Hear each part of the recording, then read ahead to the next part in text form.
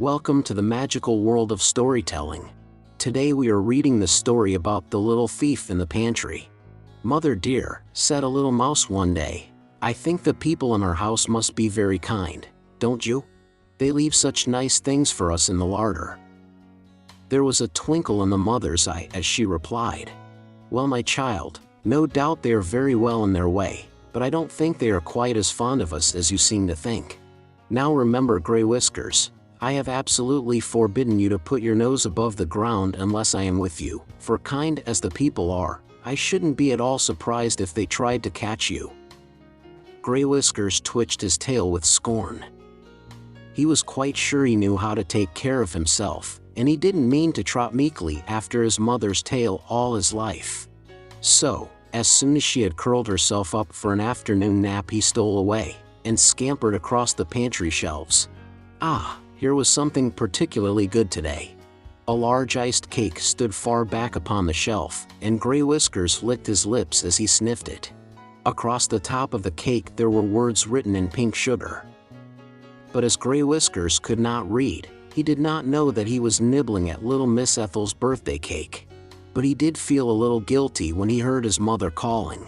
Off he ran, and was back in the nest again by the time his mother had finished rubbing her eyes after her nap. She took Gray Whiskers up to the pantry then, and when she saw the hole in the cake, she seemed a little annoyed.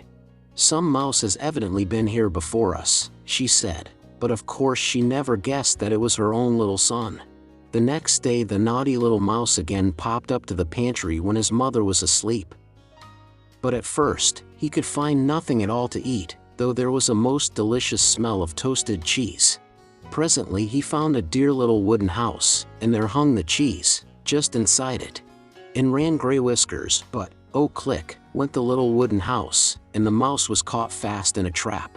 When the morning came, the cook, who had set the trap, lifted it from the shelf, and then called a pretty little girl to come and see the thief who had eaten her cake. "What are you going to do with him?" asked Ethel. "Why, drown him, my dear, to be sure." The tears came into the little girl's pretty blue eyes. "You didn't know it was stealing, did you, Mousie dear?" she said. "No," squeaked Gray Whiskers sadly, "indeed I didn't." Cook's back was turned for a moment, and in that moment tender-hearted little Ethel lifted the lid of the trap, and out popped Mousie.